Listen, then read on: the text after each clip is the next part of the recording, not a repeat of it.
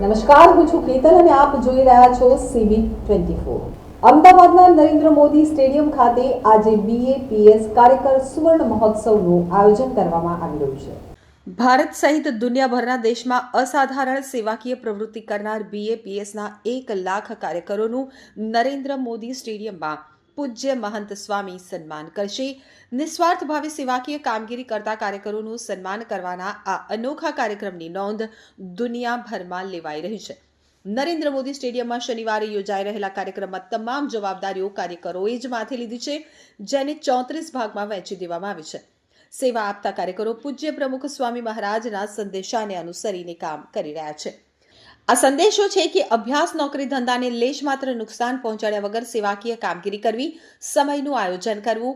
આ સંદેશાના સંપૂર્ણ પ્લાન સાથે સેવાકીય કામગીરી ચાલી રહી છે। તો કાર્યક્રમમાં વડાપ્રધાન નરેન્દ્ર મોદી વર્ચ્યુઅલ ઉપસ્થિત રહેશે। અમિત શાહ અને ભૂપેન્દ્રભાઈ પટેલ પણ ઉપસ્થિત રહેશે। તો કાર્યક્રમની જાણ નરેન્દ્ર મોદીને કરાઈ ત્યારે તેમણે એવો સંદેશો આપ્યો હતો કે 1 લાખ નહીં પરંતુ 1 લાખ એકમાં કાર્યકર તરીકે મારી ગણતરી કરજો। છેલ્લા એકાદ વર્ષથી દુનિયાભરમાં કાર્યકરોનું સંતો દ્વારા સન્માન કરવામાં આવે છે। તેમના ઘરે સત્સંગના આયોજન થઈ રહ્યા છે।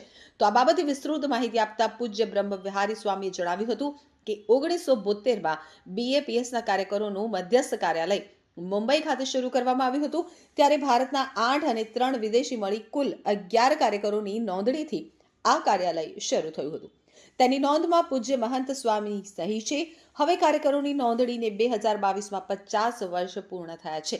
એટલે કે કાર્યકર સુવર્ણ મહોત્સવ યોજી તમામ કાર્યકરો કે જેમની સંખ્યા 1 લાખ કરતાં પણ વધારે થઈ ગઈ છે તેમનું સન્માન કરવાનું નક્કી કરવામાં આવ્યું છે। તો 2022માં પૂજ્ય પ્રમુખ સ્વામી જન્મ શતાબ્દી મહોત્સવ ઉજવવામાં આવ્યો હતો। હવે 2 વર્ષ બાદ 2024માં કાર્યકર સુવર્ણ મહોત્સવ યોજવાનું નક્કી કરાયું છે। છેલ્લા 1 વર્ષમાં એવા કાર્યકરો કે જેમની પાસે કઈ વિશેષ જવાબદારી છે તેમનું સન્માન થઈ રહ્યું છે। આવા 1 લાખ કાર્યકરો શનિવારે નરેન્દ્ર મોદી સ્ટેડિયમમાં પધારશે। ભારત ઉપરાંત 30 દેશોમાંથી કાર્યકરો ઉપસ્થિત રહેશે।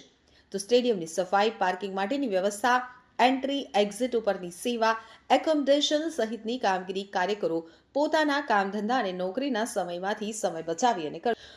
ડ્રોન કે અન્ય કોઈ ટેકનોલોજીના મદદથી જુદી જુદી આકૃતિ કે પ્રકૃતિના આકર્ષક નજારા બનાવતા હોય છે। ત્યારે લાંબા સમયથી પ્રેક્ટિસ કરીને સ્ટેડિયમમાં ઉપસ્થિત કાર્યકરો પોતાના હાથમાં લગાવેલા લેસર લાઇટ બેલ્ટથી તિરંગાની પ્રતિકૃતિ અને BAPSના ધ્વજની પ્રતિકૃતિ રજૂ કરશે।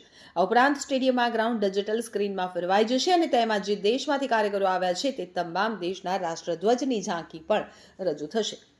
અમદાવાદના નરેન્દ્ર મોદી સ્ટેડિયમમાં આજે એટલે કે શનિવારે BAPS કાર્યકર સુવર્ણ મહોત્સવનું આયોજન થયું છે।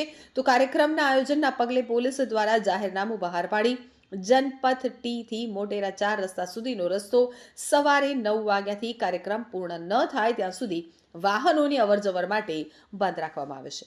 આ રોડ ઉપર આવતા લોકોને તપોવન સર્કલથી ONGC 4 રસ્તાથી પાવર હાઉસ તરફ રસ્તા તરફ જઈ શકાશે, જ્યારે કૃપાટીથી ભાટ કોટેશ્વર રોડ થઈ અને લોકો અપોલો સર્કલ તરફ આવજા કરી શકશે।